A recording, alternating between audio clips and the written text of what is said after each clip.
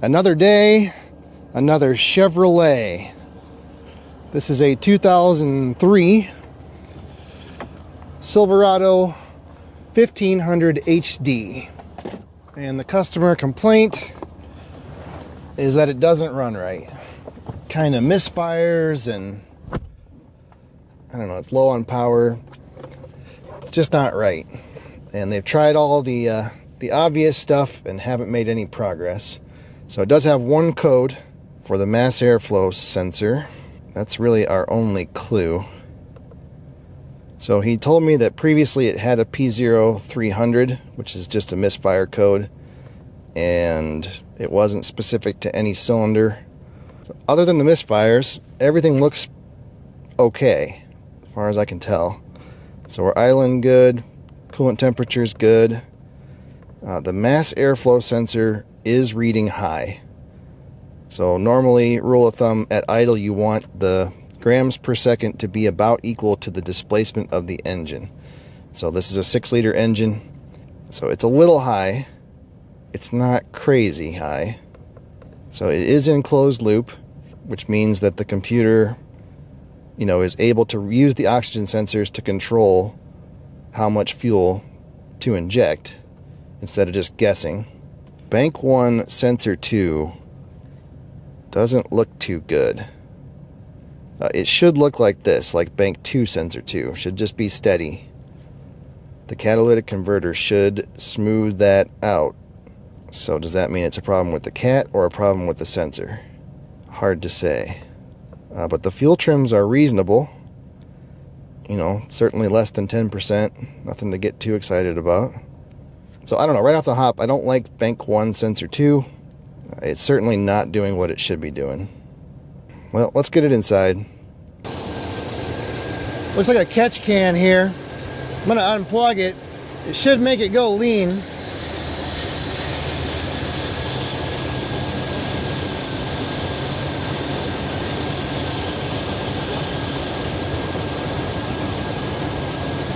Well, that seems to be working. Let's give her a little shot here. Should make it go rich.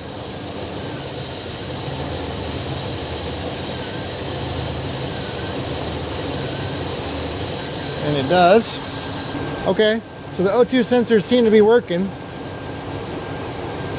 I think he did, basic plugs and wires. They appear to be new.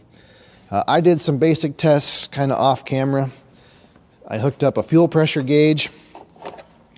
Fuel pressure appears to be just fine, and it holds pressure just fine. I think our next plan of attack is to go for a drive. We're on the official test track. The engine's warm. It's in closed loop.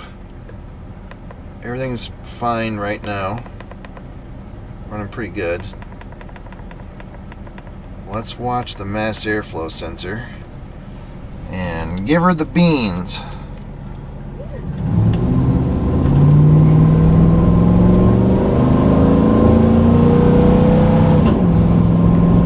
Oh, baby.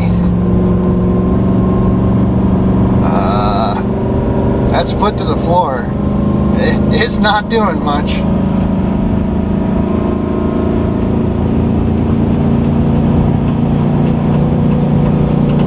I hear something banging,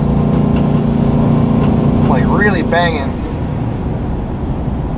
Alright, let's stop for a minute. I don't know what the kind of maximum bound for the mass airflow sensor is, but 146 grams per second does not seem like enough. I think we've got a clogged up catalytic converter. Maybe 2 clogged up catalytic converters. Well, let's try that again. So it's good there. Oh, but second gear, it's just got nothing.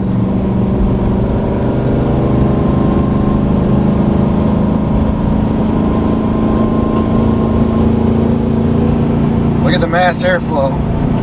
It's stuck at 120. I mean, it will not go above that. It won't even shift out of second gear. Yeah, I think we got a bad cat. So there's the mass airflow sensor. This is where I hit the gas pedal, and then we plateaued. We hit a brick wall. It will not go above that flow rate. Yeah, look, it only got to 52% engine load, and we had the throttle at 80%. So bank 1, sensor 1, went way rich. Bank 2, sensor 1 did not. So I wonder if maybe the problem is on bank 1. There's only one way to really know for sure. There it is. You can hear it.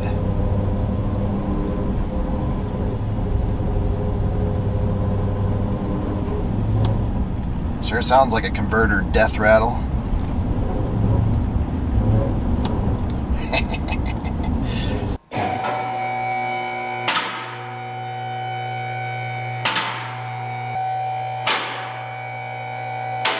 Here's the plan. We're gonna pull out the upstream oxygen sensor on bank 1.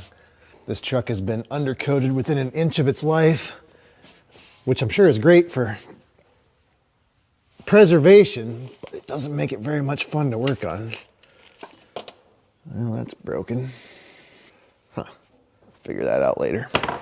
This O2 sensor appears to have been replaced. I think maybe he told me that. It's been a while since I've done this, but if I remember right, typically O2 sensors have the same thread as a lot of spark plugs. So if you have a compression tester, you should have a fitting that will screw into that O2 bung. So we don't need to test this for very long. So I just jammed a piece of tubing on the end of that hose from the compression tester. Then we'll use a regular vacuum gauge. This goes up to 10 psi, I think. If we have 10 psi in here, we've got big problems. Should be essentially 0. Oh my God. This thing's worse than a Ford.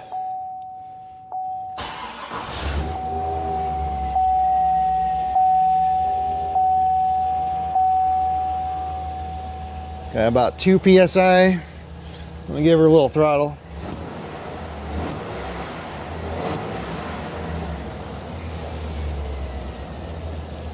I think that's bad.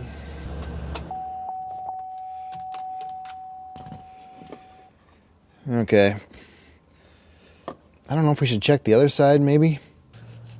I guess let's go ahead and check the other one just for the sake of being thorough.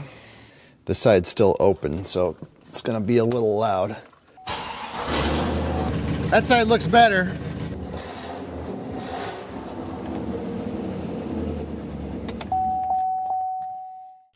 Let's wait for the world's loudest vehicle to pass. All right, close enough. I reviewed the footage, and we've got a couple of problems. First, it's kind of confusing and hard to follow. And second, this video is going to be about 3 minutes long. So I'm going to recap what we've done and add some details and try to fill in some of those gaps. So this guy's been trying to fix this truck since July 2024. It is currently January 2025. So 7 months, give or take. It has low power and a misfire, especially at idle. It has the P0101 code for the mass airflow sensor and the P0300 code for a misfire. He replaced the plugs and wires, the mass airflow sensor, the upstream O2 sensors, the intake manifold gaskets and NOx sensors. He did an injector balance test and replaced the number 4 injector, and then did a crank sensor relearn. And some of that work he did himself, and some of it was done by another shop. And then he brought the truck to me, and in about 90 minutes, I was able to prove that it has a blocked Bank 1 catalytic converter. And I'm not trying to toot my own horn. I do not have superpowers. There are 1 billion with a B vehicles on planet Earth, and they ain't all getting fixed here. Here's my crude drawing of an engine. Intake over here, exhaust over here, piston in between. So part of the problem is the way that this code is worded.